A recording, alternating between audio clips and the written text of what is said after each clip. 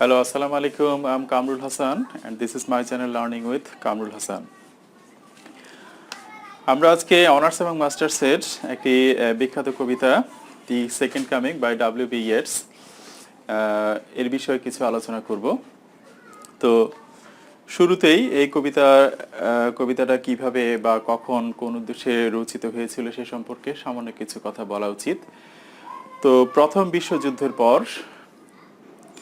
আমাদের কবি w.b.yeats তিনি চারিদিকে বিভীষিকা দেখলেন এবং এই বিভীষিকা থেকে তিনি হতবিহ্বল হয়ে পড়লেন। এই বিভীষিকা থেকে কিভাবে উদ্ধার পাওয়া যায়, কিভাবে এর পরিত্রাণ পাওয়া যায়, তিনি এর কোনো সমাধান এই মানব সমাজে খুঁজে পাচ্ছিলেন না। তারপর কিভাবে তিনি দেখলেন একমাত্র গড জিজাস ক্রাইস্ট, তিনি যদি এখানে ফিরে আসেন, ওনার যদি সেকেন্ড কামিং হয়, যেভাবে বাইবেলে লেখা আছে, যেভাবে আমাদের ইসলাম ধর্মে লেখা আছে, তো উনি সেই বাইবেল অনুযায়ী চিন্তা করলেন যে সেকেন্ড কামিং জিজাস ক্রাইস্টের যদি সেকেন্ড কামিং হয় তাহলে হয়তো আমরা এই ঝামেলা, এই অরাজকতা থেকে নিষ্কৃতি পাব। তো সেজন্য তিনি তার আবেগ আপ্লুত কণ্ঠে, আবেগ আপ্লুত মন নিয়ে এই কবিতাটি লিখেছেন এবং তিনি তার মনোবাসনা এখানে প্রকাশ করেছেন। তো আমরা কবিতাটি নিয়ে আলোচনা করি। প্রথম লাইন থেকে আমরা দেখি, turning and turning in the widening gyre, the falcon cannot hear the falconer. এখানে দেখা যাচ্ছে একটি গোলাকৃতির যে চক্র, সেই চক্রটা ক্রমেই বর্ধমান এবং সেই বর্ধমান চক্রের মধ্যে আমাদের যে ফ্যালকন, যে বাজ পাখি, সেই ফ্যালকন উঠছে এবং উঠছে এমনভাবে উঠছে যে সে আর তার মালিক যে ফ্যালকনার, তাকে সে আর শুনছে না, তার কথা সে পালন করছে না। এতে মনে হচ্ছে আমাদের বিবেক যেন আমাদেরকে ছেড়ে চলে যাচ্ছে। আমরা আমাদের কথাবার্তা, আমরা আমাদের কাজকর্ম, অরাজকতা এমনভাবে সৃষ্টি করেছি, এমনভাবে চলছি পৃথিবীতে, আমাদের বিবেককে আমরা শুনছি না।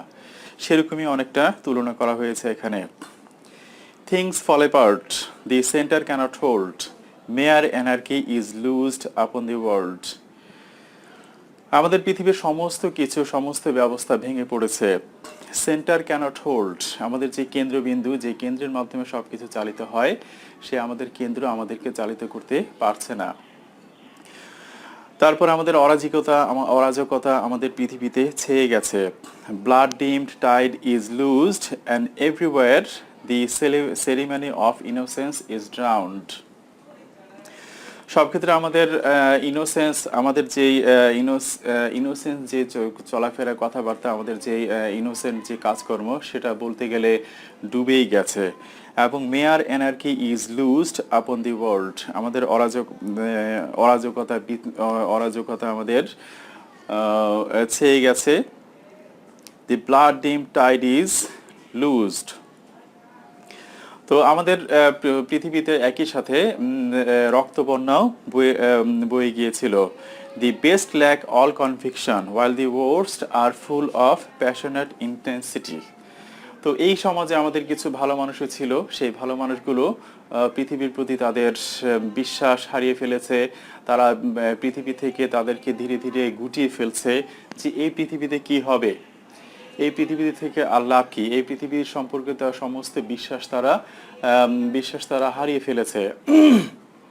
পক্ষান্তরে এই পৃথিবীতে সেই সমস্ত ভালো মানুষ কিছু যে উদ্যোগ নেবেন, সেই উদ্যোগটা তারা নিচ্ছেন না, তারা হতাশ হয়ে পড়েছেন। অন্যদিকে যদি আমরা দেখি, কবি বলছেন, while the worst are full of passionate intensity.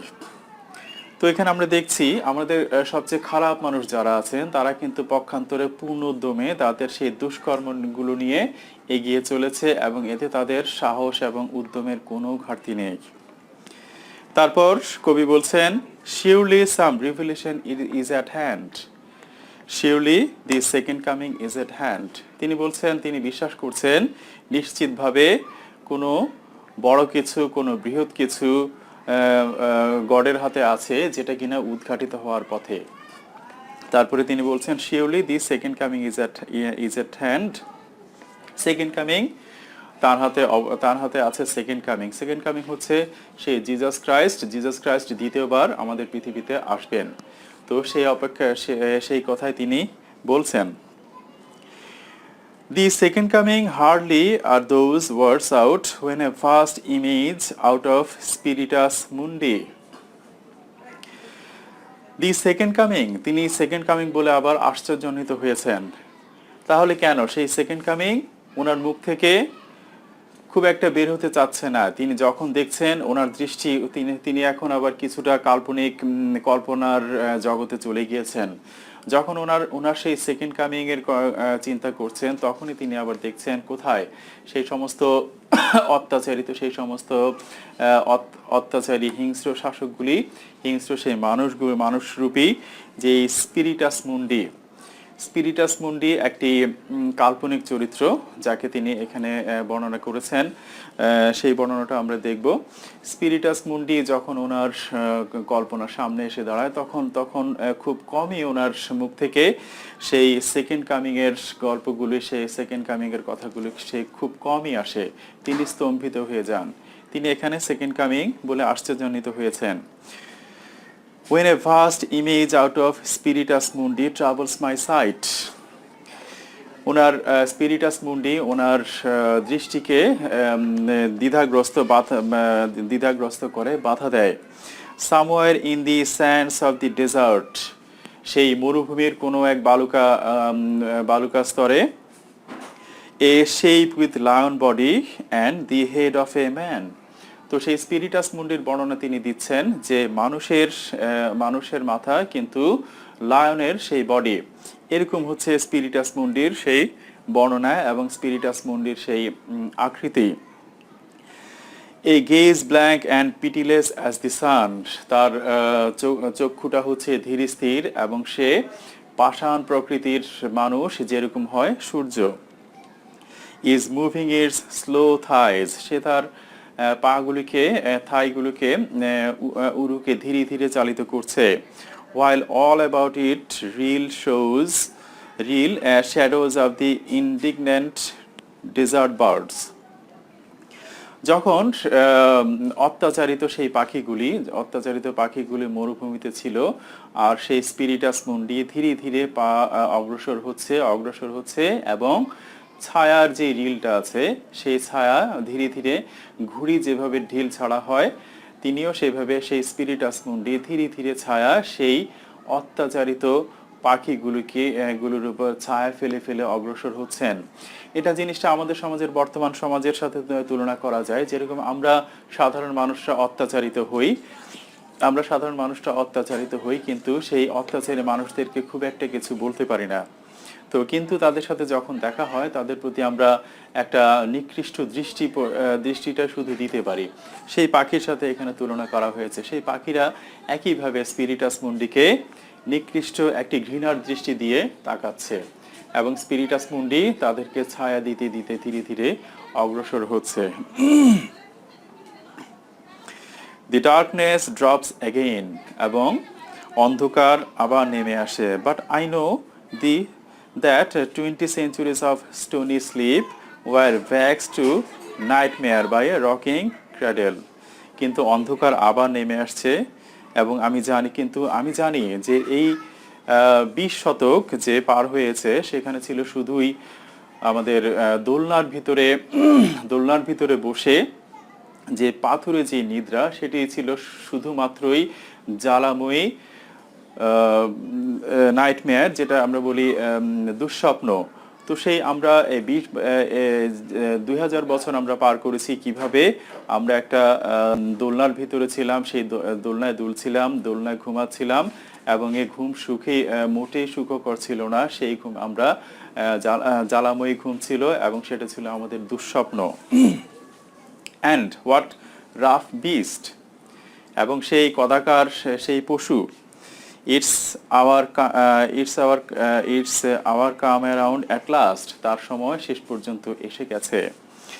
Slouches towards Bethlehem to be born, তো সেই কদাকার পশুটি কি বেথলেহেমে জন্ম হবে?